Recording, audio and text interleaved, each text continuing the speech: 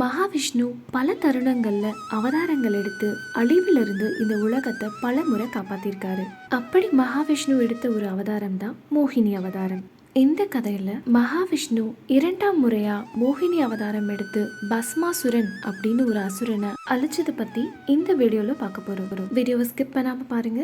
பஸ்மாசுரன் அப்படிங்கிறது சிவபெருமானுடைய உடல்ல இருக்க சாம்பல்ல இருந்து தோன்றின ஒரு அசுரன். பஸ்மாசுரனுக்கு இந்த உலகத்தை தான் தான் ஆளணும் அப்படிங்கிற ஒரு எண்ணம் இருந்தது. இந்த உலகத்துல இருக்க எல்லாருமே அவனுக்கு அடிபணிஞ்சு அவனுக்கு கீழே தான் இருக்கணும்னு அவன் நினைச்சிட்டு இருந்தான். பஸ்மாசுரன் தேவர்களையும் முனிவர்களையும் துன்புறுத்த ஆரம்பிச்சான். ஒரு நாள் பஸ்மாசுரன் நாரதரை சந்திக்கிறான். தான் இந்த உலகத்தையே ஆளணும் அப்படின்னா என்ன பண்ணணும் அப்படின்னு சொல்லி அவர்கிட்ட கேட்கிறான். அதுக்கு நாரதர் சிவபெருமான நோக்கி தவம் இருக்க சொல்லி ஒரு அறிவுரை சொல்றாரு. அதை கேட்ட பஸ்மாசுரன் சிவபெருமான நோக்கி கடுமையான தவத்துல ஈடுபடுறான்.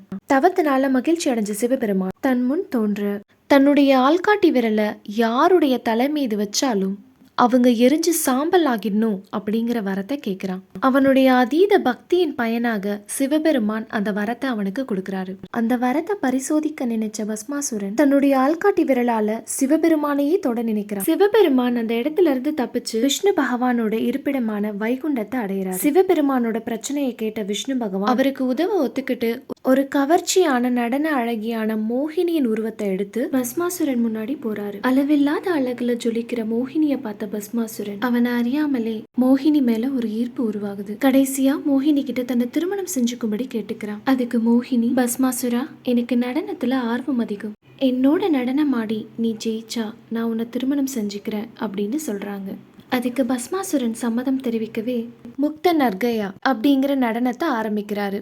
பஸ்மாசுரனும் மோகினியோட ஆட்டத்துக்கு ஈடு கொடுத்து அவளை போலவே ஆடுறான். இந்த நடனம் இடைவிடாம பல நாட்கள் தொடருது. இப்படி மோகினியோட அழகுல தன்னையே மறந்து ஆடிட்டு இருந்த அந்த சமயம் பஸ்மாசுரன் தன் தலைய தானே தொடர மாதிரி ஆட வைக்கிறாங்க. பஸ்மாசுரனுடைய கை அவன் தலை மேல பட்ட உடனே அவன் எரிஞ்சு சாம்பல் ஆயிடுறான். இப்படி மோகினி அவதாரம் எடுத்து சிவபெருமானுக்கு உதவினாரு மகாவிஷ்ணு.